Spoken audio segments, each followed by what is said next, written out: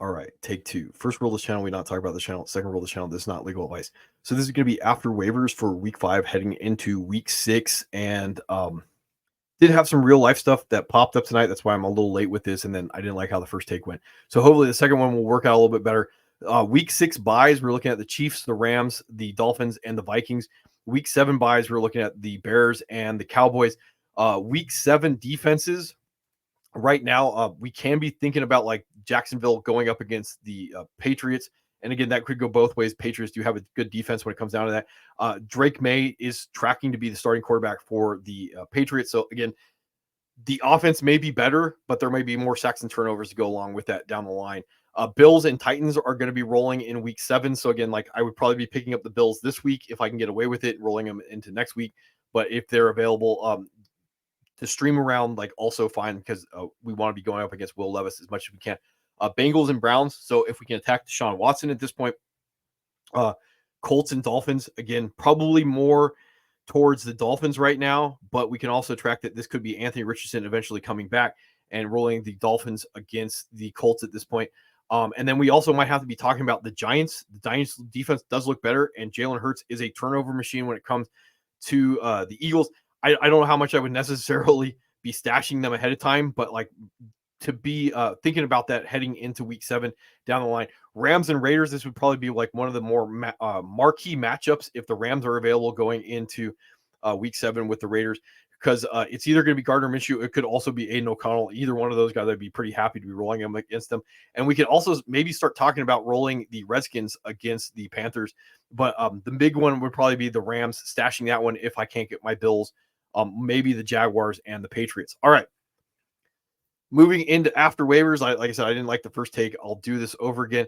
When it comes to the 49ers, like there's two big pieces of information on this one.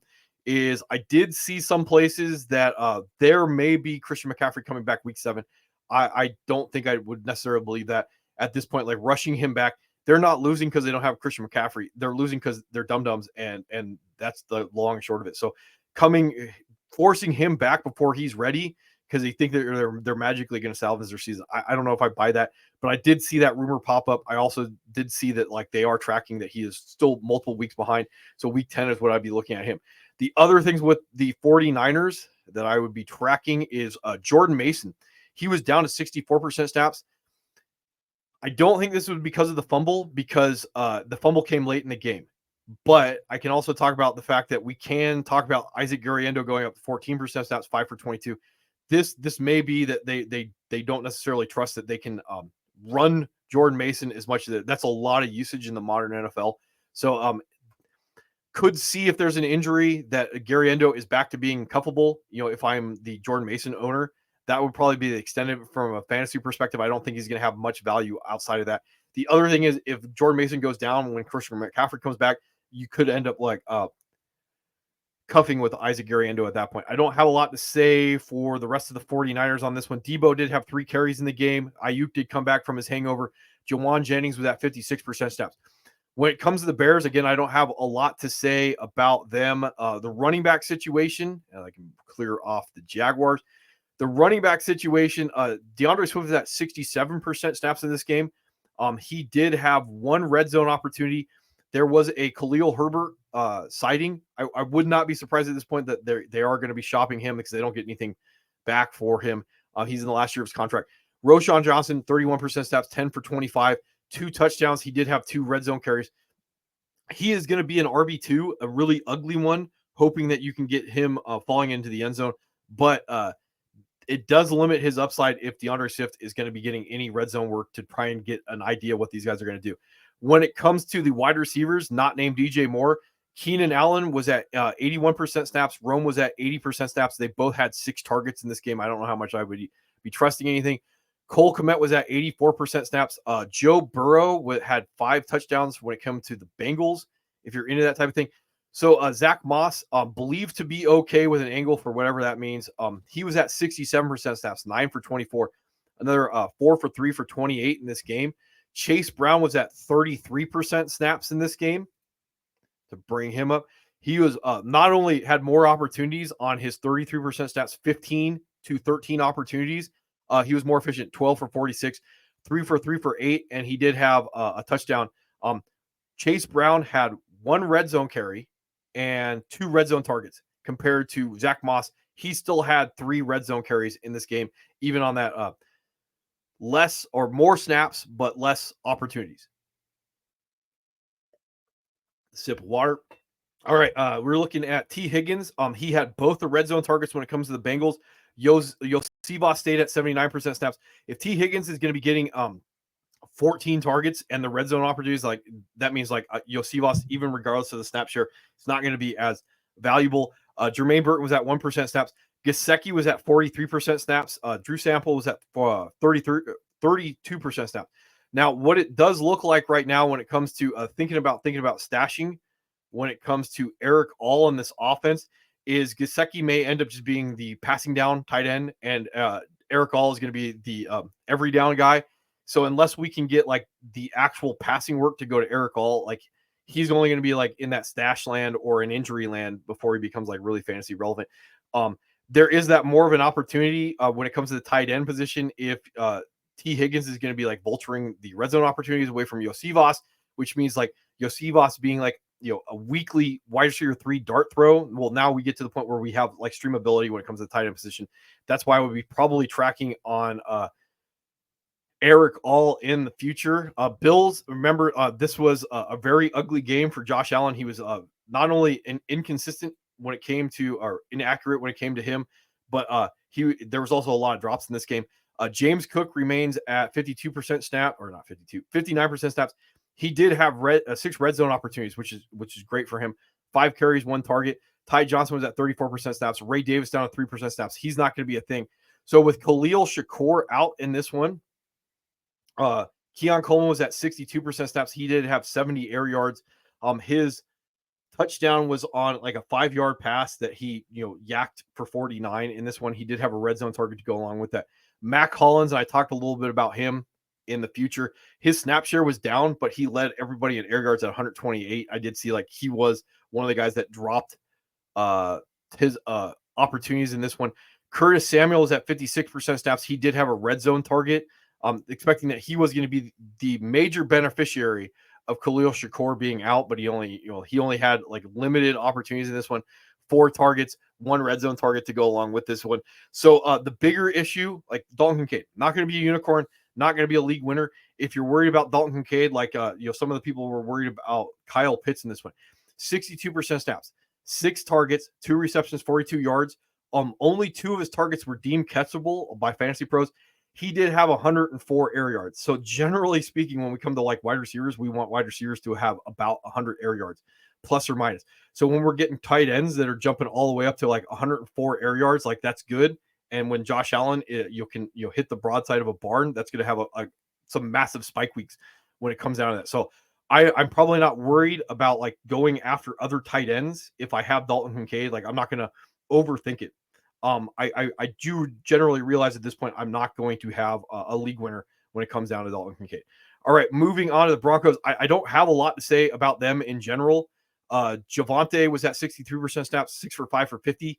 Jaleel McLaughlin had a red zone target on his limited snaps. He was at like 30-something% snaps in this game. I can bring him up so I can talk about him. I should have written that one down, but I didn't. Right there, 37% snaps. When it comes to the wide receivers, the only big news is that Josh Reynolds was down to 48% snaps. He did get the red zone target. He did tug off of that. Troy Franklin was down to 17% snaps. He did drop a touchdown pass in the end zone. The big news out of the Broncos is Greg Dolch was inactive, healthy scratch. And then you're looking at Adams Troutman jumping up to 54% snaps in this one. Now, generally speaking, I would not care about the Broncos tight ends.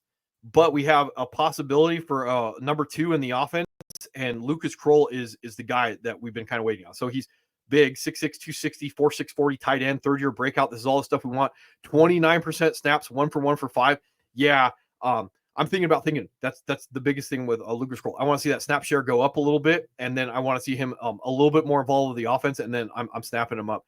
So probably be tracking. Next week is the week to be picking up Lucas Kroll on this one. I don't know if I would necessarily think the spike week is going to happen until he hits about like 50% snaps. That maybe there's that possibility. Troutman may be more of the blocker with Nate Atkins, and then Dolce was always going to be the receiving tight end. That's why Kroll was active more than likely. And now we can start like speculating if we're going to get like that guy, that number 2 attached to the offense. When it comes to the Browns, most of the damage done, I don't have anything to say about Deshaun Watson or famous Jameis, if you're wondering. Most of the damage done by Jerome Ford came later in the game. The bigger news on this one, we're expecting Nick Chubb to get activated, is the Deontay Foreman did have the two red zone carries, and Jerome Ford didn't have that. So do with that with what you will. When it comes to the wide receivers, Amari Cooper did have 110 or 115 air yards on his 10 targets. So like that'll land. That'll keep him like boom bust wide receiver 3, regardless of what's going on with the offense. Jerry Jeudy, I'm not tracking on anymore. Like only 3 targets. He's not worth stashing. Njoku, 42% snaps. He got knocked out with a knee. So if you're wondering about that, when it comes to the Buccaneers, bringing them up, and their tight end situation or the running back situation, Rachaad White, 64% snaps, 10 for 72 in the game to go along with 3 for 3 for -6. Now, they are running a lot of 2 running backs on the field at the same time. So I could definitely see that you could get a higher Bucky Irving snap share with a higher Rachaad White snap share. When Bucky Irving's on the field, he's still continuing to get the better work. He did have a fumble lost in this game. That's something to be paying attention to in the future. But 3 red zone carries, 1 red zone target when it comes to Bucky Irving relative to Rachaad White's higher snap share, and then a relatively efficient rushing work when it comes down. And then Bucky Irving to 9 for 44, 2 for 2 for 12. So yeah, probably the more valuable of the 2 running backs going forward in this one, even though Rachaad White is probably in that like low end weekly start range when it comes down to that. Mike Evans, 1 red zone target, 2 tugs. Chris Godwin did have a tug in this game on his red zone target, or he did just have a red zone target in this one. Did not have a touchdown from what I can read of my horrible notes. Yeah, did not have a touchdown to go along this one. If you're wondering, Sterling Shepard was 68% snaps, did have a red zone target and a tug with Trey Palmer and Jalen McMillan billing out. K. Dotton was at 100% snaps, 4 for 3 for 44 in this one. When it comes to the Cardinals, what I got this week is most of James Conner's work, 79% snaps, 19 for 86, 3 for 2 for 14, came in the second half of that comeback when it comes down to that. So expecting that James Conner was going to be a little dicey going up against the 49ers was right for at least a half. The other thing is Amari DiMercado, he's the number 2. 22% snaps, only 1 opportunity. So the only guy they really want to give work to is James Conner. Trey Benson, they got into another knife fight, and he magically disappeared. No opportunities in this game when it comes down to that. All right, Michael Wilson, I think I said yesterday, Michael Wilson had more air yards than Marvin Harrison. Marvin Harrison had 7 targets. Michael Wilson had 6. I have written down in my notes that they both had the same amount of air yards, 95. So like, that's what I have written down, like whatever that means. And when it comes down to that, and let's see, Trey McBride was at 88% snaps, 9 for 6 for 53. There was a usage flop between Elijah Higgins and Tip Riemann at this point. Higgins was at 41% snaps. He's a receiving tight end. Riemann was up to 45% snaps. This is just generally going to help Trey McBride out. Dortch was at 41% snaps in the game. Nothing to say about the Chargers coming off their bye. Chiefs on Monday night. The first thing to talk about in this one is Rashee Rice. He's done for the year at this point. It is a lateral collateral ligament, which is like the rough one to hurt at this point. Like that's the one on the outside of your knee. You got to get hit on the inside of your knee to pop that one. Getting hit on the outside of your knee usually pops the MCL when it comes down to that one. If you're wondering, and I did hear like on one of the guys that like this could be a pretty gnarly recovery period relative to even your ACL. And the ACL is a problem in and of itself because it's non-capsular, it doesn't heal on its own. So if this it takes as long as it does to recover, this is going to end up influencing next year on top of this whatever suspension that he's going to get. All right, and I don't have anything to say about Patrick Mahomes when it comes down to that. If you're wondering, rest of the wide receivers when it comes to the Chiefs. So Xavier Worthy, and you can stare at him. He's at 67% snaps, 6 for 3 for 24 or 25, 42 air yards. Did have a red zone target in this one to go along with it. Now, the reason why I bring this up is I was expecting that he would be the biggest beneficiary of the Rashee Rice injury. Justin Watson was at 70% snaps. He's going to be doing the clear out routes on the offense. He's the trustworthy guy. Sky Moore was at 7. Mecole Hardman, and this is a little interesting, 10% snaps, 4 for 4 for 43. He did have 2 red zone targets to go along with it. Now, everybody wants to know about Juju on this one, and I did watch the tape. They're basically having him be Rashee Rice in the offense. Now, what I have to say about this, he only had 52 air yards on his 8 for 7 for 130. So you can call him slant boy. You can call him like crossing route guy, whatever you want to say. Teams are probably going to get savvy to what they're running. So I don't know how consistent this is going to be, but he's right now in the number 2 in offense. So that's nothing to shake a stick at if you're really hurting at wide receiver. Some of his just general bulk opportunities are going to stay consistent. Now, he did have the drop in the end zone that led to the meme defensive tackle running down the field. So like be advised on that. Like he could have had a better day on his one red zone opportunity. Travis Kelce is back to being a unicorn. 77% snaps, 10 for 9 for 73 red zone targets. They're going to happen. Noah Gray, the other tight end, 61% snaps, 2 for 2 for 29. He did have a red zone target. Wiley stays consistent at 21% snaps. Jody Fortson, the tight end that they signed, I thought this might end up being the replacement for Rashee Rice. I looked him up. He's a 4'8", 40 guy, 6'4", 226. He did have 13% snaps in this game, like 1 for 1 for 5. Like that's why, like I said, I don't know how consistent I would be wanting to predict on Juju carrying this performance forward. Like I would chase it. I just wouldn't chase it that much. I know this is going to be like way after waivers at this point before I get this one out. All right, Colts, no news on Anthony Richardson other than he'll remain the starter when he comes back. When it comes to Jonathan Taylor, he's out. No news on him.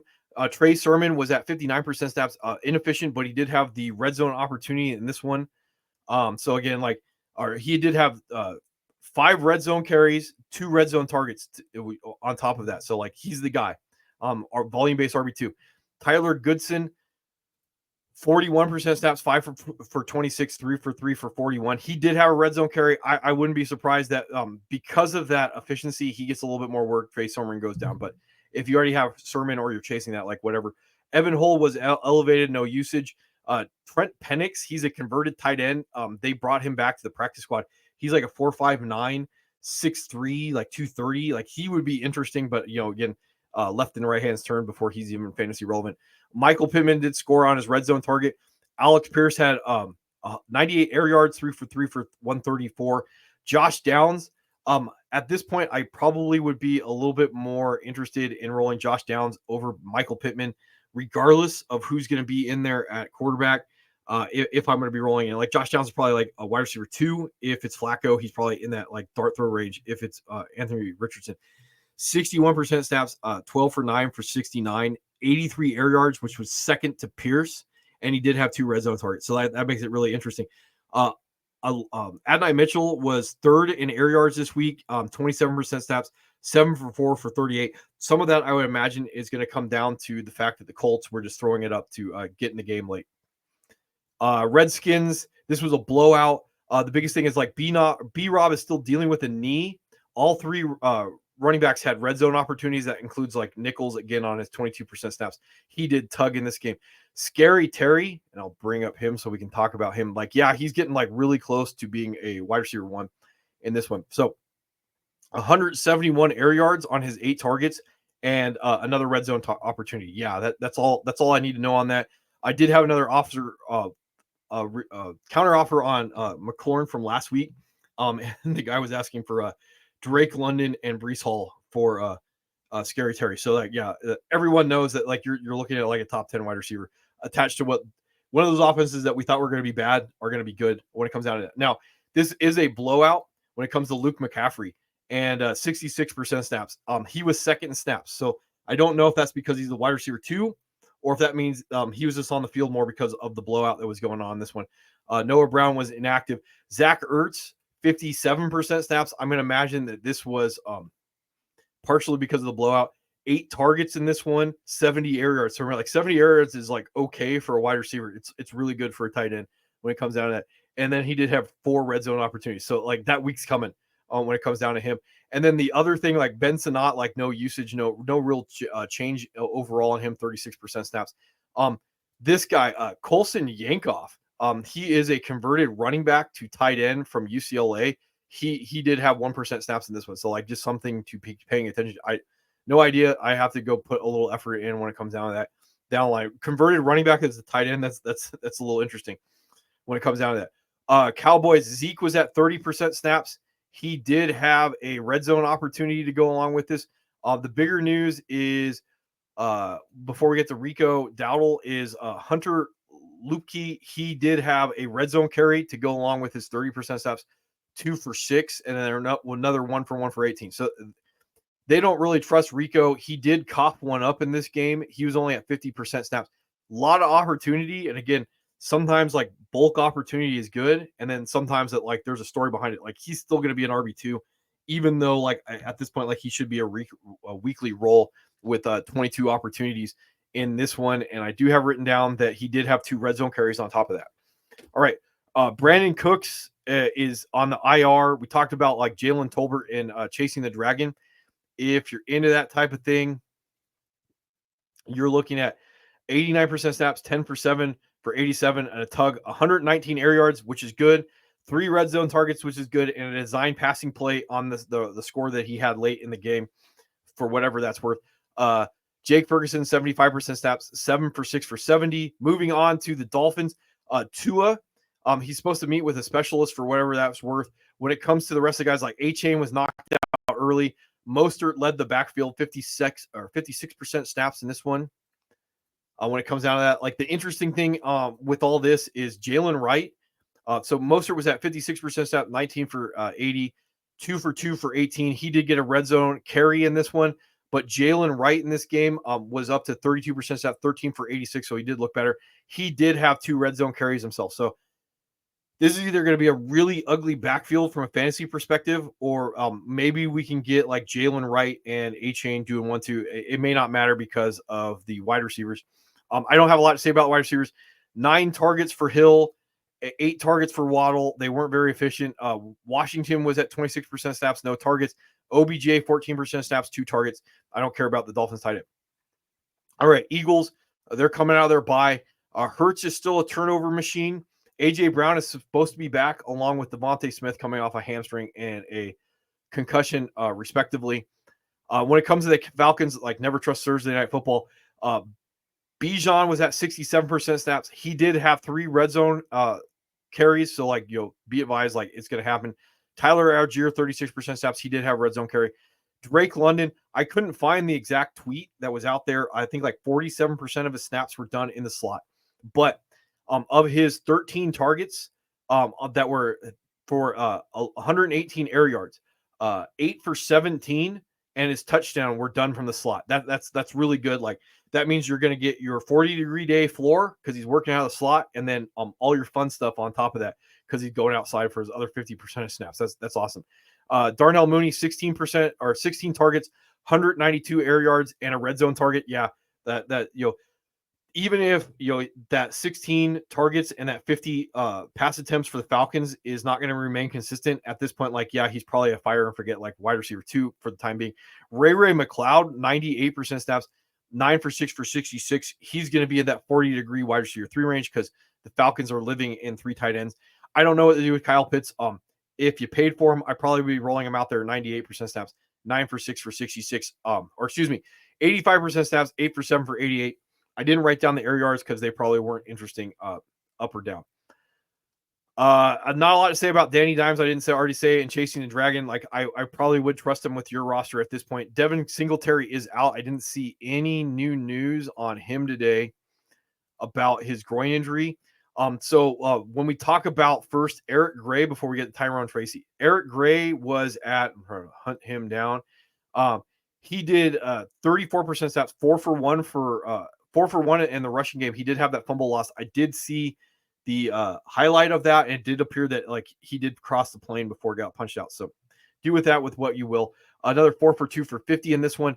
He did have 3 red zone carries and 2 red zone targets. So after he coughed that fumble up, then we're looking at Tyrone Tracy in this game, 63% snaps, 18 for 109, 2 for 2 for 1. So maybe you get one more week of him. Maybe he starts eating into people. Like, I don't know at this point.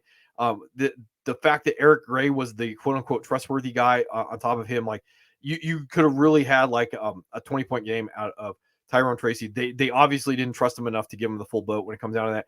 Wandale did have 2 more red zone targets. His snaps were up to 82% with Malik Neighbors being out. Like wide receivers threes, like those slot guys, like their snaps don't always go up when there's a wide receiver that's out. So the fact that he's one up means that they really like him. Slayton was at 90% snaps, 11 for 8 for 122 and a touchdown, 121 air yards and a red zone target. He's in wide receiver 3, like dart throw range from going forward, and he may be a handcuff to Neighbors going on.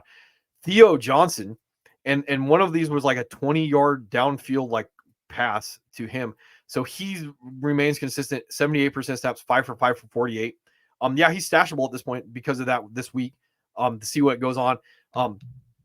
Probably not going to move out of that like weekly range of guys, like all those guys that can roll out there when it comes down to that. Because if Neighbors is healthy, that's your 1, and then Wandale's going to be your 2. Slayton's probably going to be like your 3, and then he's going to be the guy that can get that like no red zone opportunities that I saw in this game when it comes down to that. Jaguars, not a lot more to say about them that I didn't already say on Chasing the Dragon. So ETN knocked out with a shoulder, or he has a shoulder problem when it comes out of that. Bigsby very efficient on his limited opportunities in this one. He did have a fumble not lost, and he did have 3 red zone carries that he tugged on one of them. ETN did have a red zone carry in this one to go along with that. Dearness Johnson, he was at like 20% snaps in this game, 3 targets to go along with that. So like if there is a Travis Etienne injury, I imagine this is going to cap out Tank at this point when it comes down to that. Wide receivers, most of the damage done by Brian Thomas was done in the first half on his 85-yard touchdown catch, 109 air yards. Christian Kirk was only at like, and this is weird about all of them. So Thomas was at 64% snaps in this game. Christian Kirk was at 53% snaps, and he did have 63 air yards. A lot of his 4 for 4 for 88 came late. Gabe Davis was at 78% snaps, only 43 air yards. He did have a red zone target and a fumble lost in this game. Parker Washington, and I was expecting this to go up. Parker Washington was at 14% snaps. Tim Jones was at 24% snaps. Devin Duvernay was at 12% snaps. He had a red zone carry. This was just odd, like usage by all the wide receivers in this one, considering that they were coming from behind. Evans Ingram was out. Brenton Strange was at 84% snaps. Like all of the tight ends were slightly up. 4 for 4 for 24 red zone target, and he tugged off of that. All 3 red zones, all 3 tight ends for the Jaguars got red zone targets in this game. Jets, no idea what's going on. They fired their head coach today. I don't really care about that. Brees was at 74% snaps in this game. If you're into that, he did out opportunity Braylon Allen, who was at 26% snaps. So you're looking at 13 total opportunities for Brees compared to 7 total opportunities for Braylon Allen on his 26% snaps. Only red zone opportunity went to Brees. It was a target. Garrett Wilson in this one, and I talked about this a little bit in Sausage. I don't want them. I want this. So Garrett Wilson had 72 air yards on his 22 targets compared to Dalton Kincaid's 6 targets where he had like 100. So just remember that. Now he did have Garrett Wilson 4 red zone targets in this game. So like there's good and bad to this. Yes, they're trying to get the football to like one of their best players. Like it's just not very efficient. They're trying to get there. Alan Lazard in this game, 100% snaps, 10 targets, 48 air yards, 3 red zone targets. Mike Williams had 4 targets on a 71% snaps. Tyler Conklin, 9 for 6 for 55, 21 air yards, 1 red zone target. So the offense, there's something going on. I don't know what it is. And they fired their head coach because of it. Lions were on bye. I don't got anything to say about them. When it comes to the Packers, I couldn't find any actual tape on Dontavian Wicks. I did see that there's like ball tracking skills. I did see a guy, the guy did his video on Dontavian Wicks talking about like PFF graded him out at 50%. The guy, the Packers homer was talking about the fact that like, if they just work together a little bit more, they'll get on the same page. I don't know. 7 for 20, 7 for 2 for 20. I did see that like Fantasy Pros said that only 2 of his targets were catchable in this game on 39 air yards. In general, I would say that I bought him as a wide receiver 3. This is wide receiver 3. Depending on what my situation is in my main money league, I got Brian Thomas Jr., Drake London, and AJ Brown. So I'm not worried about it. In my high school league, and that's a deeper league, I probably will be rolling him out in my flex, or if Anthony Richardson is not the starting quarterback, then Michael Pittman will probably be rolled over him. If you're trying to compare like where my mindset would be, whether or not I'd be rolling out Dontavian Wicks like bye week, yeah. When it comes to like flex, probably I'd be still rolling him out there, expecting that there's enough there. 7 targets is still enough there with everything going on. Dobbs was suspended supposedly over like his role in the offense going on. I don't have a lot to say about like the rest of the guys on this one. Bo Melton was at 49% snap, 2 targets. The interesting thing about all of this that I did see hunting this down, Malik Heath was at 76% snaps, only 3 targets to go along with this. Tucker Kraft, 85% snaps, 4 for 5 for 88. 2 touchdowns, like one of them was like a 67-yarder. The other one was actually a red zone target. Luke Musgrave, 0 usage in this game. And I imagine that's because of the injury that he was dealing with. I think it was a shoulder injury this week when it comes down to that. When it comes to the Panthers, Bryce Young got in a blowout. Chuba is still a running back 1 when it comes to like overall usage. Bring him back up. 65% snaps, 13 carries, 97 yards. He tugged off of that. 4 for 4 for -2, a fumble loss. Until we get news on Jonathan Brooks, you're looking at Miles Sanders being the cuff for him. Again, this is bad offense. I probably wouldn't be cuffing it. 2 for 6 and another 3 for 2 for 27 in this one.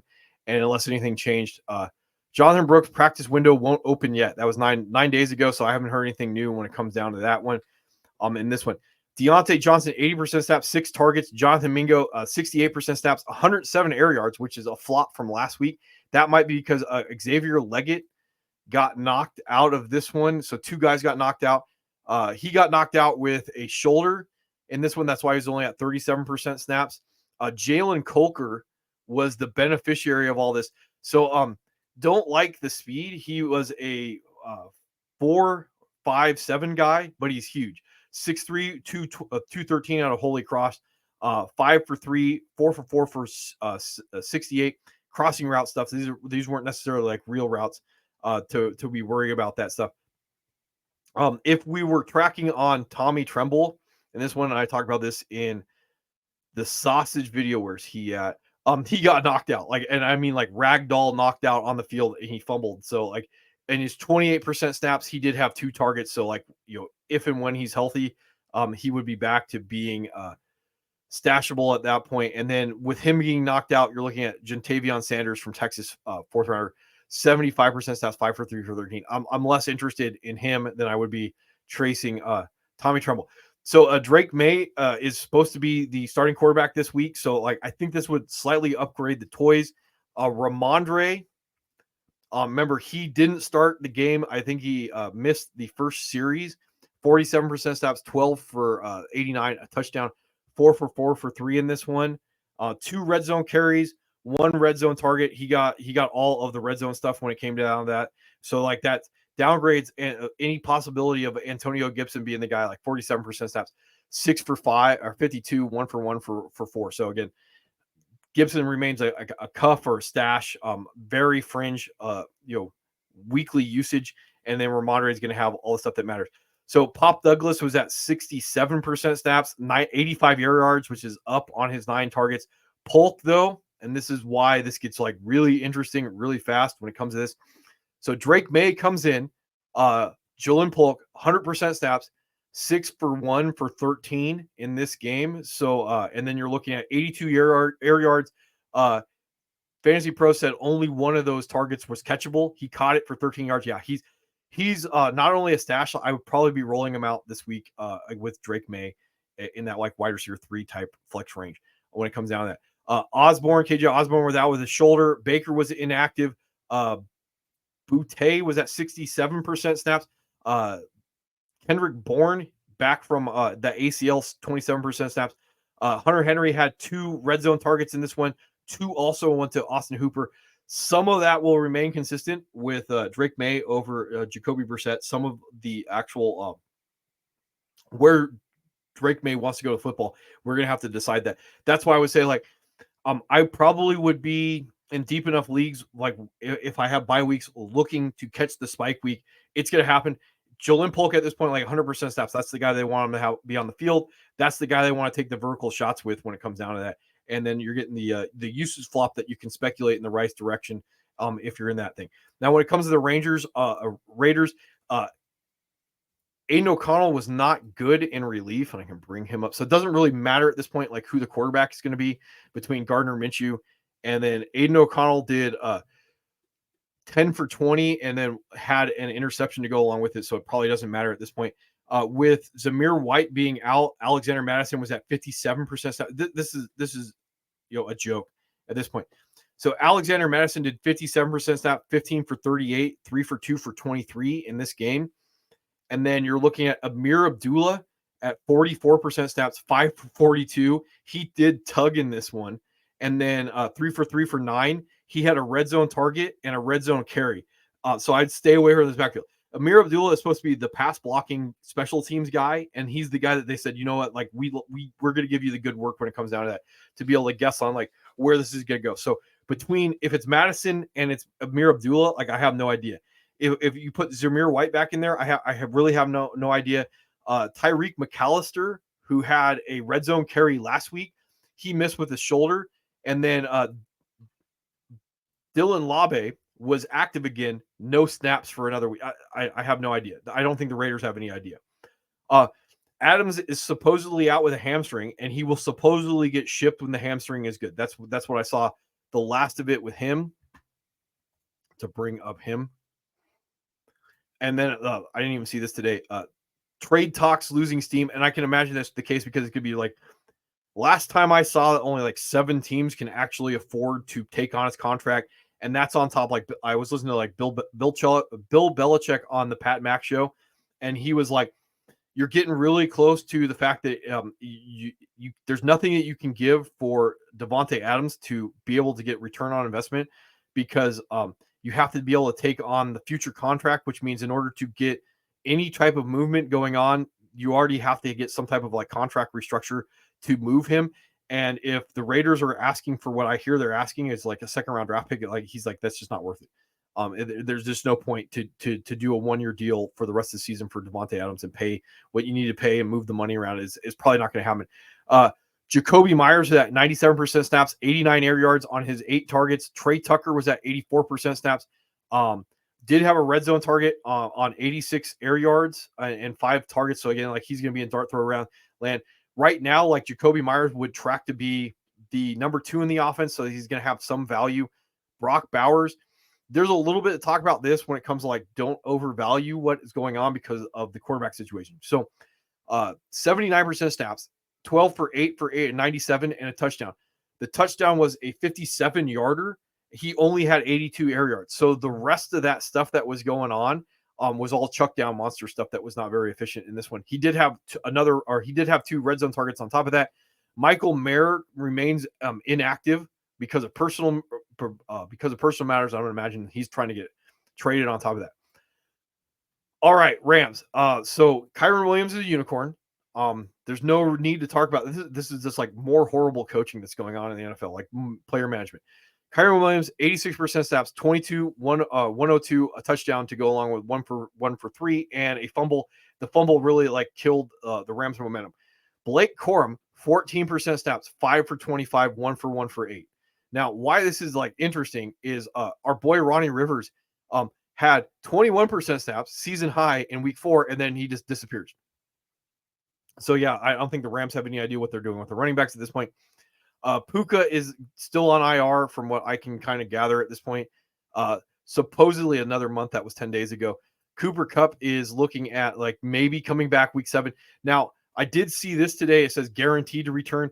Sean McVay walked that back today, and he was like, well, maybe there's a chance like he could be back. So that's coach speak for like, I don't know.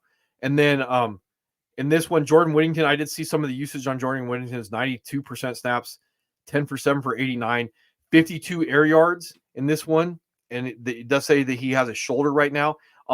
This is the Ben Skoranek, Puka Nakua role where like pretty stuff where they're like moving him, motioning him into the fullback position and then having him run routes through the offensive line, like design passing work. That's the main thing to understand is they have plays that they're like, we want to get him the football and we're going to figure out like crazy ways to get him the football.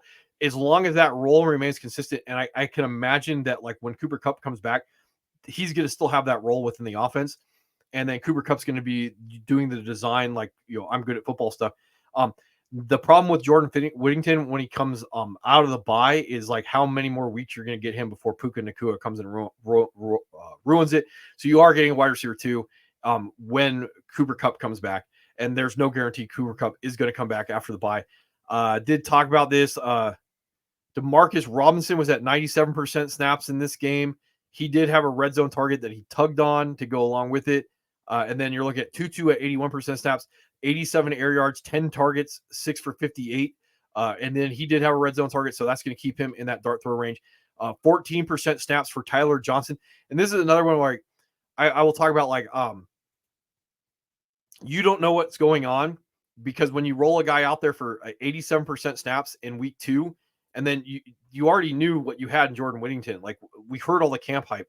And then for some odd reason that you decide to be cute and then wait to jump him up to 97% snaps in this, like this is just showing me that you have no idea what's going on.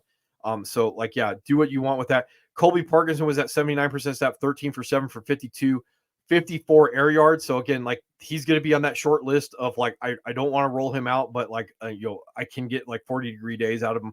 Hunter Long was at 22% snaps in this game. And I want to make sure that this was this week. So they are primarily back to living in 3 wide receivers when it comes down to that. Davis Allen was at 4% snaps.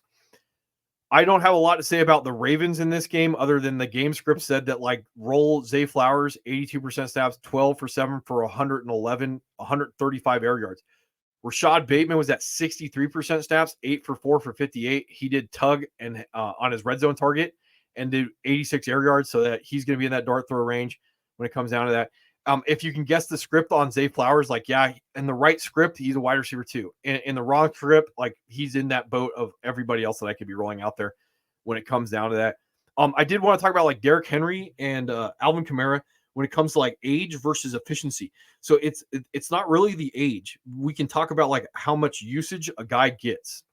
It's some people say it's not an age cliff. They say it's an opportunity cliff. But the bigger thing when you look at your Derrick Henry shares last year is that the overall yards per carry, he's at 6 yards per carry this year.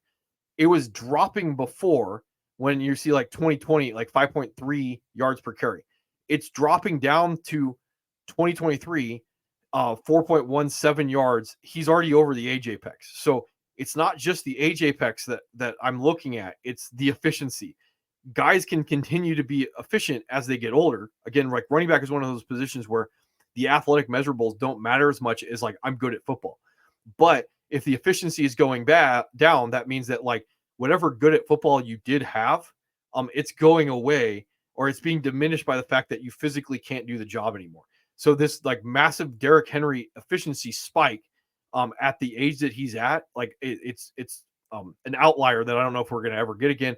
And then we're going to talk about like Alvin Kamara here in a second. Mark Andrews, 55% snaps. Isaiah Likely was at 71% snaps in this one. Like they all had red zone targets. Charlie Kohler had red zone targets in this one to go along with this. With this, when it comes to the Saints, right now they are tracking on Derek Carr maybe missing multiple weeks, right? And they are leaning towards Spencer Rattler. I did see that today on Twitter. Overall, I do think that like Jake Haener is serviceable enough to keep the toys on track if he's going to be the guy. When it comes to like Spencer Rattler, like no idea. So you do you when it comes to that. Alvin Kamara in this game, to bring him up, I think I'm going to take a drink of water.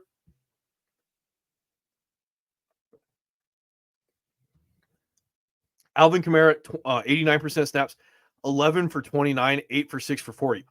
And this is another one where you can see that like in 2023, and again, you can talk about like all the excuses that you want. The efficiency for Alvin Kamara had been going down for multiple years. before we even talk about the age apex. So again, it's not the age apex, it's the age apex in combination with the amount of carries and the efficiency, more importantly, to say like that's why we can start tracking these guys. Now, guys like Derrick Henry and Alvin Kamara, they tend to wear down more and become a larger injury risk as the season goes on. So it is not entirely saying that like the reason why Alvin Kamara had the 11 for 26 was because purely it was a bad matchup. Like you are playing with fire when it comes to Alvin Kamara and it comes to Derrick Henry. That's what my thought process would be on these guys, based off what we've seen in the past of guys that are older with low efficiency being able to either maintain that or not have father time become undefeated. The only guy that's still undefeated against father time is Joe Flacco at this point when it comes down to that. Jamal Williams at 15% snaps. I didn't see any news on Kendre Miller today. And then when it comes to the wide receivers, and this gets more interesting, especially because we don't know what the what the quarterback situation is going to be for the Saints. So Chris Olave, 4 for 2 for 10 in this game, 29 air yards. So there's a real big possibility because teams are taking away Chris Olave from a fantasy perspective. The number one on the offense is Rashid Shaheed, 87% snaps, 9 for 4 for 86 and a touchdown. And you're looking at like 200 air yards. So if I have Rashid Shaheed, I'm not taking him out of my lineup for the foreseeable future. Now, Cedric Wilson was at 23% snaps. Mason Tipton down here, still tracking on him 36% snaps, 4 for 1 for 2. Now, I wouldn't necessarily call a drop on Mason Tipton, but there was a really nice ball to him that hit him in the hands and he didn't catch it. So, like again, it was a tough over the shoulder catch and he didn't get it done. But in general, still would be tracking his 105 air yards. There's going to be a spike week when it comes down to that.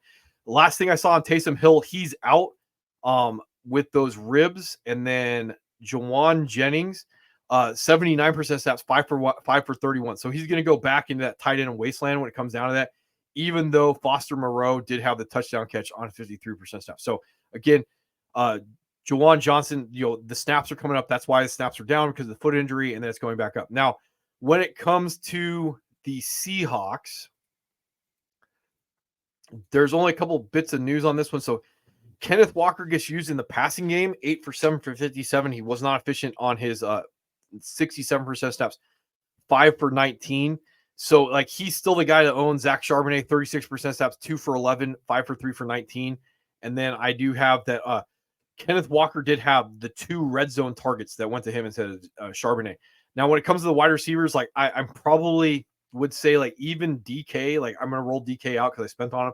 But Tyler Lockett was at 84% snaps. He led everybody with 95 air yards.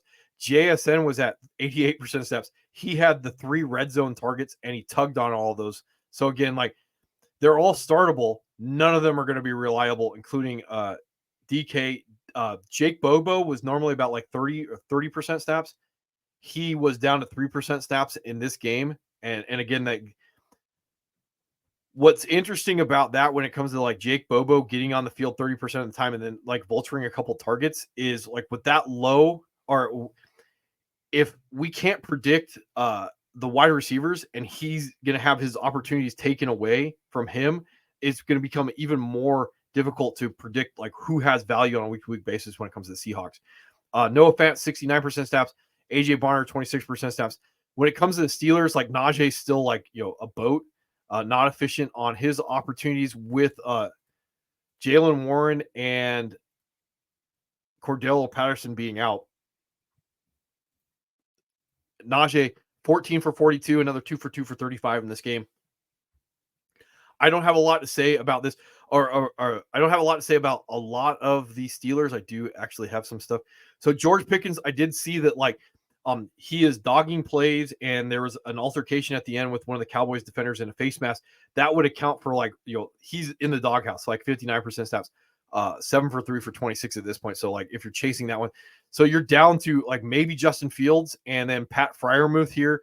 79% snaps, 3 for 22, and he did have a tug and a fumble lost in this game to go along with this one. He did have 2 red zone targets on top of that, like his 1 red zone catch or touchdown. Let's see. When it comes to the Texans, I want to get this done. Joe Mixon, Damian Pierce are out, and there's no news on them. I did see like Joe Mixon's injury could like linger further. So like any idea that we're gonna have to go back. So Cam Akers is not the guy to own the offense. 32% snaps, 9 for 42 and a touchdown, 3 for 3 for 5. The guy right now, like if you're gonna be sneaky, 68% snaps, Dare, 15 for 30, not efficient, 7 for 6 for 57 in this one. And you're looking at one red zone carry for Dare, one red zone carry that got tugged on by Akers in this one. Nico's going to be out multiple weeks, it looks like, with a hamstring. So whatever that means, the guy that got the beneficiary of Nico going out of the lineup was Xavier Hudson. He only did like 3 for 3 or 3 for 2 for 31, 71% snap. So I imagine he's going to step into the Nico role. I would have expected that like Bobby Trees was going to be that. He's only at 24% snaps. He stepped in when Tank Dell was out. Now, Stephon Diggs would get the big bump out of all of this. He was at 87% snaps, 8 for 6 for 82 in this one. Only 56 air yards. So expecting that you're going to get a massive uptick. Like I would be rolling out Tank Dell to expect that you're going to maybe catch some of those air yards this week that, Nico was going to be the opportunity funnel. With that going away, like we could probably guess that there could be a spike week for Tank Dell in the upcoming weeks when it comes down to that. John Mechie was at like 4% snaps. Dalton Schultz, 99% snaps, 6 for 4 for 34, 42 air yards. So again, he would be an upgrade with Nico going out. Titans were on bye, and then to finish off with the Vikings in this game. Ugly game script when it comes to the Jets and their defense, and I do want to bring this up. So last thing I saw on Aaron Jones, 14 hours ago, avoided a long-term injury when it comes to his hip. So like maybe there's a chance that he's going to be available coming out of the bye. I'd still be stashing Ty Chandler when it comes down to that. And then the last stuff, Ty Chandler did have the red zone carry out of the bunch. CJ Ham punched his red zone carry in. He was at 32% snaps. He's the fullback. And Myles Gaston did have a red zone carry on top of all that when it comes to those guys. Justin Jefferson, again, and this is like a real life football thing. This is not a fantasy football thing. But even with the Jets and their good defense and their good secondary, Justin Jefferson, 14 targets, 83 air yards, compared to the 22 targets, 72 air yards from Garrett Wilson. Jordan Addison, 89% snaps, 8 targets. Jalen Naylor was at 56% snaps. And then Hawk's window is open for whatever that's worth, and whenever he's going to come back, it is open right now. So anyway, that's about all I got. I don't necessarily think outside of like Jalen Polk. He's probably the biggest guy.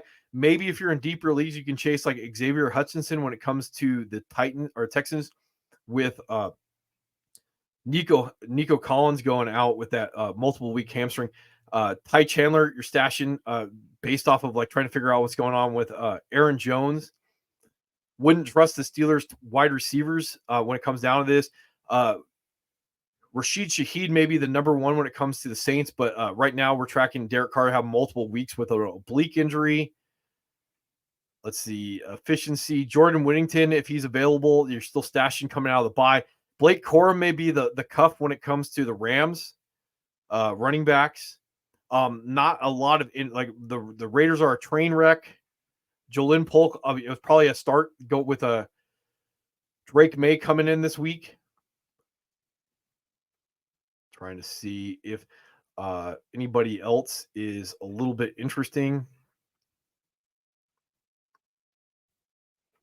Theo Johnson is probably a stash in deeper leagues. Tyrone Tracy, if he's available to pick him up.